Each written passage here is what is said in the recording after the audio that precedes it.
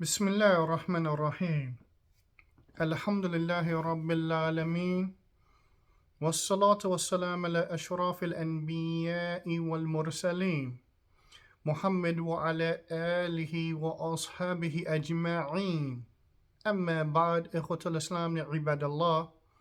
I want to begin this particular session with an authentic narration that's collected by Imam al-Bukhari in his Sahih, and it is upon the authority of Abu Mas'ud Uqba ibn Amr, where the Prophet ﷺ, he reports that the Prophet ﷺ stated, "Inna mimma adraka an-nas min kalam an-nubuwwa idha lam tastahi fasna' ma shi't."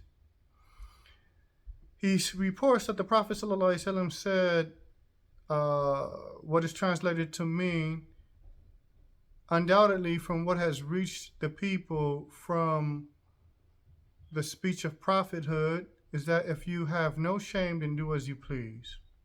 If you have no shame, then do as you will. Now, in this particular narration, the last sentence, if you have no shame, then do as you will, Ibn Rajab al-Hanbali, he has some interesting commentary as it relates to this particular statement, as he makes clear that the statement can be understood from one of two ways. One, the first way it could be understood is that it's a warning. In other words, if you are doing something that brings about shame, that is a means to cause shame, and yet because you don't have the shame, you do as you will, then that do as you will is a threat. It's a threat of the punishment. In other words, if you have no shame by doing the action that should bring about shame, yani immorality, sinfulness, and thus forth and so on. But if you have no shame, even when doing that, no matter what you do, good or evil, you have no shame in that regard, then do as you will. Why? Because you will be rewarded for that which you have done. Yani al-jaza min jins al-amal. The recompense is in accordance with the action that was put forth. So you put forth good, you get good back. You put forth evil, you get evil back. So that's one way how this particular statement is looked at. The second way that it's looked at is that, look, if you're doing an action and it doesn't bring about shame, it's not an action that's going to bring about shame, meaning, إِذَا لَمْ تَسْتَحِيهِ, if you have no shame as it relates to the action that you're doing, because that type of action is not the type of action that would generate shame, then do as you will. Go ahead and do it. It's not the type of action that should bring about shame in your heart, that which an actual believer in the legislation would have if he was falling into something that is displeasing to Allah Tabaraka wa Ta'ala. So this is what I want to premise this particular speech with. Why? Because I'm dealing with a situation that happened about 3 years ago. And this was, and with hopes that it's a lesson for the brothers and sisters. But there was a sister that ended up working at my job, and I didn't know she was a Muslimah. I walked right past her more than once, and I didn't know she was a Muslimah. And that's of course because she was kasiyat ariyat. She was clothed but naked. She was dressed just like any of the other women that worked at the job site. And so early on, after she had started working, I guess she saw me once, twice, or 3 or 4 times per her acknowledgement. When she saw me and was within earshot of me, meaning where I could hear her say something to me, I was walking and she stopped me and she acknowledged that she was a Muslimah, and she had saw me, and she recognized I was a Muslim, and for whatever reason she just wanted to put that out there that she was a Muslimah and thus forth and so on. So immediately, of course, when I saw her condition, not covered and things of that nature, that I just kind of figured that, okay, this is a woman that is in a situation in her circumstance where her iman is being tested, and she probably doesn't know a lot about Islam and thus forth and so on. So my thing was aid her in understanding her religion in accordance with your ability and from the perspective of what's appropriate. So I remember I gave her some books, and other than that, I gave her some books. I gave her flyers that I usually give non-Muslims. But she knew all of that. She knew about the aspects of Tawheed. Come to find out, when I had a conversation with her, that she was actually from the tri-state area, and she was actually practicing Islam. She even went out her way and showed me a picture of herself when she was in the tri-state area. She was fully covered, niqab and everything. So, but when she moved into this area, she backslid, And so at any rate, I remember one time I was in the hallway at my job talking to a kafir about something job related. And this kafir is, he's a kafir, he has no filter when he speaks, when I say he has no filter, I believe everybody knows what I mean. He may use cuss words. He doesn't guard his tongue from saying something that, other people shouldn't really know about. And so the bottom line is, well, as I'm talking to him, this sister walks by, and the way that he looked at her and the way that she looked back at him, I could tell. I said to myself, something is up. But as soon as they didn't say anything to each other. It was just like the look, all right? And I believe it was because there's probably a lot of people around too. But anyway, as she walked out of earshot, now I'm talking to him about something job related. He interjects with a lewd comment about her, basically stating how I don't know. I'm trying to think of the politically correct way of saying this, but basically stating, he commented on a certain type of sexual favor, how skillful she was in a certain type of sexual favor. So I'm gonna leave that to the imagination, but I'm gonna say it just like that. At any rate, when he said that, I got a little angry. I said, listen, I said, brother, I said, not brother, but I told him that's a Muslimah, and I tried to defend her honor, and he looked at me, he said something to the effect, listen, I know that you're trying to be on that, meaning trying to be on Islam. And he said, but she's not like you. He said, she's not like you. I said, the people here observe what you do, but she's not like you. So he basically told me that, like that without going into more detail. And then I kind of cut that conversation, and thus forth and so on. But at any rate, there were other brothers that were working there, Black American brothers. We got a mixture. There's a mixture of people that work there. There's some Black Americans, there's some Guyanese. The Guyanese are few in numbers, about 1 or 2. There's some Pakistani brothers currently now, and there's 3, but back then it was 2. They were their brothers.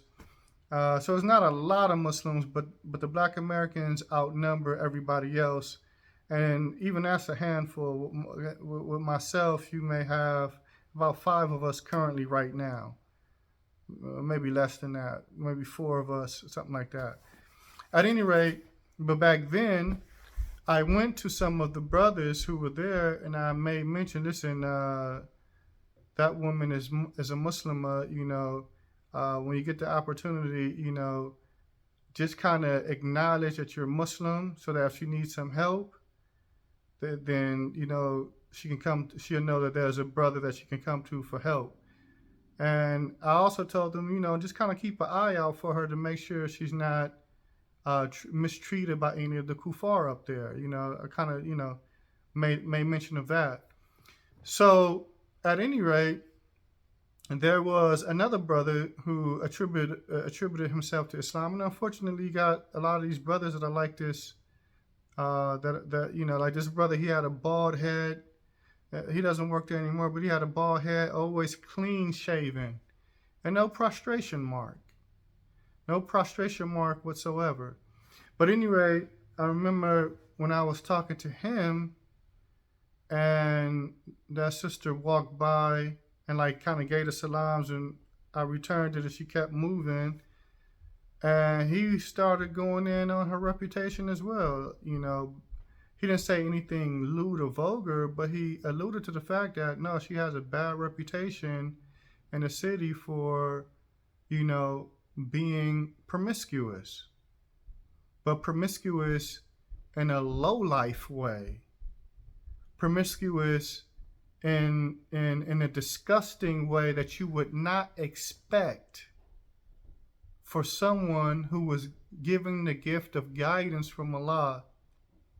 You wouldn't fathom that somebody was given the gift of guidance from Allah that was actually practicing it, not for 1 year or 2 years, but for some years, and then move into a locality and backslide that terribly, backslide that dramatically. A person wouldn't fathom, or I guess I don't want to say he wouldn't fathom that, because we have statements of the Prophet ﷺ, but it's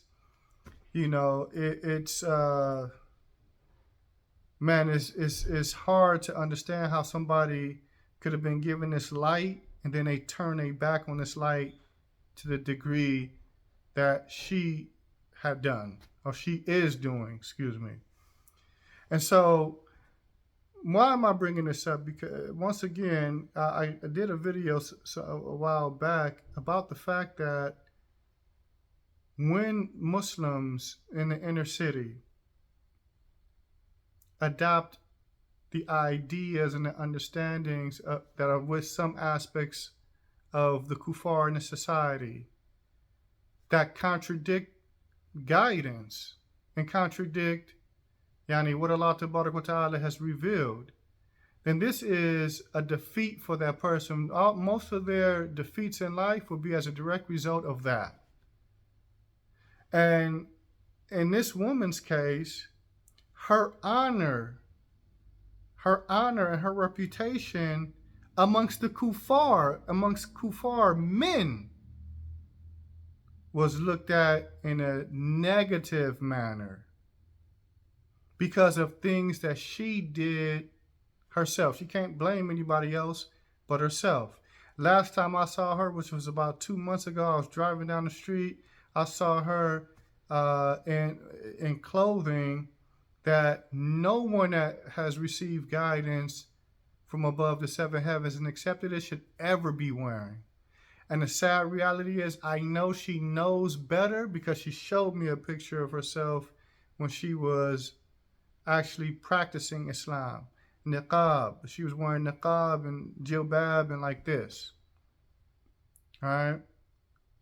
And so when a person is given this guidance, and then they turn their back on it, because I come across a lot of people. I've given up. You have people that say, I've given up so much for Islam. I've sacrificed so much.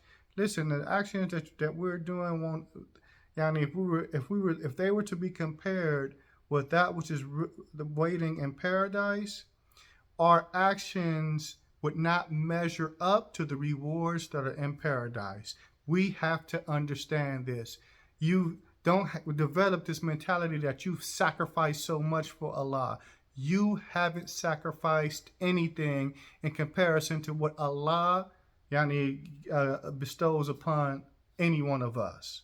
This is a reality. What you put in as it relates to acts of worship to Allah, what Allah puts back and gives to you, it far outweighs what we give to Him. So we have to understand that. And the fact that He gave us guidance, this is a tremendous blessing that He does not choose to give to everyone. That's the second thing. And thirdly, Allah Ta'ala is not in need of any of us. So if you're given the guidance, something that all people are not given, if you're giving the guidance and then you treat it like it's spittle unto the ground, then Allah Ta'ala can easily replace you. Allah Ta'ala teaches us this. وَإِن تَتَوَلَّوْا يَسْتَبْدِلْ قَوْمًا غَيْرَكُمْ ثُمَّ لَا يَكُونُوا أَمْثَالَكُمْ. If you all turn away, then He will exchange you all for a people other than yourselves. ثُمَّ لَا يَكُونُوا أَمْثَالَكُمْ. And they will not be like you. They will not be like you. They won't take it for granted like you did. They won't be days ago with this guidance like you were. They won't be ungrateful as it relates to the bounty that has been bestowed upon them like you were. So we have to take this situation seriously. We have to acknowledge what's been bestowed upon us, and we have to utilize it in a way that will be beneficial for us in this life and in the next life. And Allah Ta'ala knows best. Subhanakallahumma wa bihamdik ashhadu an la ilaha illa ant astaghfiruka wa atubu ilayk.